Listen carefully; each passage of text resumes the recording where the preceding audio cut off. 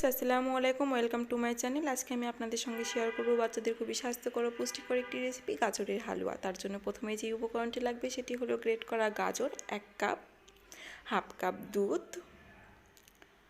2 teaspoon চিনি, 1 teaspoon নারিকেল গুঁড়ো এবং একটি এলাচ। এই কয়টি উপকরণ দিয়েই তৈরি হয়ে যাবে বাচ্চাদের খুবই স্বাস্থ্যকর ও পুষ্টিকর একটি খাবার, গাজরের হালুয়া। এখানে আমি দুটো গাজর খুব ভালোভাবে ধুয়ে ছিলে গ্রেটারের সাহায্যে গ্রেট করে নিয়েছি। আপনারা চাইলে এখানে একটি গাজরও ব্যবহার করতে পারেন।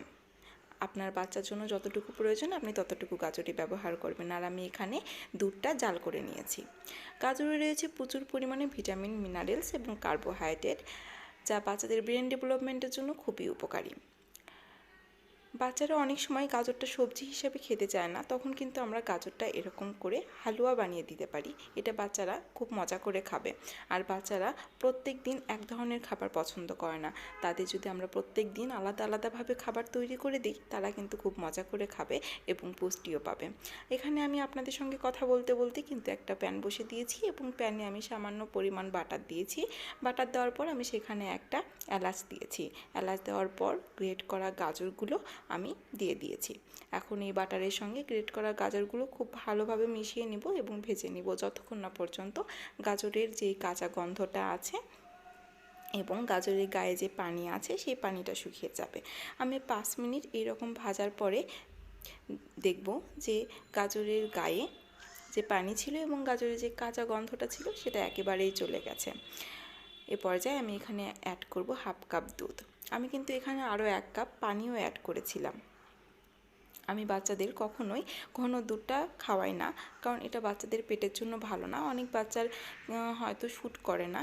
এখানে যদি আপনি দুধ অ্যাড করতে চান তাহলে দুধে অ্যাড করতে পারেন, তবে আমি এখানে পানি অ্যাড করেছিলাম। তারপর আমি এখানে ঢাকনাতে ঢেকে দেব 10 মিনিটের জন্য। এখানে 10 মিনিট পর দেখুন গাজরগুলো থেকে পানিগুলো সব শুকিয়ে গেছে এবং গাজরটা খুব ভালোভাবে সেদ্ধও হয়ে গেছে।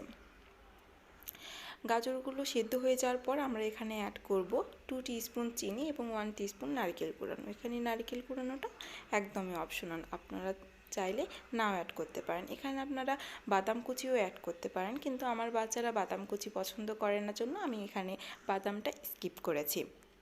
এখন এই চিনি এবং নারকেলটাকে আমি গাজরের সাথে খুব ভালোভাবে মিশিয়ে নেব। এখানে চিনিটা চেষ্টা করবেন সবসময় গাজরটা সেদ্ধ হওয়ার পর অ্যাড করার জন্য। অনেক সময় আগে চিনি অ্যাড করার কারণে গাজর কিন্তু নাও সেদ্ধ হতে পারে, ওই জন্য সিদ্ধ হওয়ার পর চিনিটা অ্যাড করার চেষ্টা করবেন। এখানে কিন্তু চিনি আর নারকেলটা অ্যাড করার পর দেখুন গাজরের গা থেকে যে পানিটা ছিল সেই পানিটাও শুকিয়ে গেছে এবং আমার গাজরের হালুয়াও কিন্তু তৈরি হয়ে গেছে।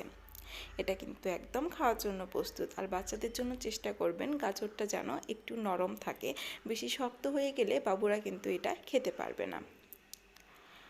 আর বাচ্চাদের ক্ষেত্রে সব সময় হালুয়াতে একটু মিষ্টি কম দেওয়ার চেষ্টা করবেন, কারণ বাচ্চাদের ক্ষেত্রে সুগারটা কম দেওয়াই ভালো। অনেক বাচ্চারা আছে যে ঝাল খাবার একেবারেই পছন্দ করে না, একটু মিষ্টি খাবার হলে তারা খায়, তো তাদের জন্য এই রেসিপি। গাজরটাকে আমরা যদি এরকম করে মিষ্টিভাবে হালুয়া বানিয়ে দিই তাহলে কিন্তু বাবুরা খুব মজা করে খাবে, তারা পুষ্টিও পাবে এবং খেয়েও নেবে, পেটেও ভরবে। তো এখানে আমি কিন্তু এই গাজরের হালুয়াগুলো থেকে অনেক আকৃতিতে বাচ্চাদের সামনে পরিবেশন করে থাকি, কারণ বাচ্চারা এখন ব্রেন ডেভেলপমেন্টের সময় তারা নতুন নতুন জিনিস দেখতে পছন্দ করে। আমরা যদি এই খাবারগুলোকে খুব সুন্দরভাবে সাজিয়ে তাদের সামনে পরিবেশন করি তখন কিন্তু তারা খুব ভালোভাবেই এটা খাবে।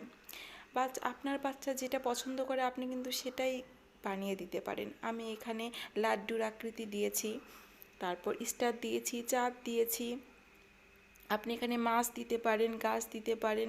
আপনার বাচ্চা আসলে যেটা পছন্দ করবে আপনি সেরকম কিছু একটা বানিয়ে প্লেটে যদি দিয়ে দেন তাহলে বাচ্চা দেখবেন খুব আনন্দের সহকারে বলবে, মা মা আমি এটা খাবো, এটা খাবো। তো এরকম করেই কিন্তু বাচ্চারা খেয়ে নেবে। তো আমাদের চেষ্টা করতে হবে বাচ্চাদের যেন আমরা প্রত্যেক দিন নতুন নতুনভাবে কোনো কিছু তৈরি করে দিই, তাহলে বাচ্চারা খুব মজা করে খাবে। গাজরে কিন্তু প্রচুর পরিমাণে ভিটামিন রয়েছে, ভিটামিন এ রয়েছে। ভিটামিন এ আমরা সবাই জানি বাচ্চাদের চোখের জন্য খুবই ভালো।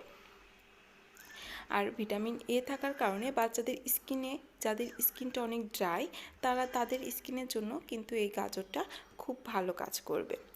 তো একবার আপনারা এইভাবে চেষ্টা করে দেখেন আপনার বাচ্চা খায় কিনা, আর আমাকে জানাতে কিন্তু ভুলবেন না।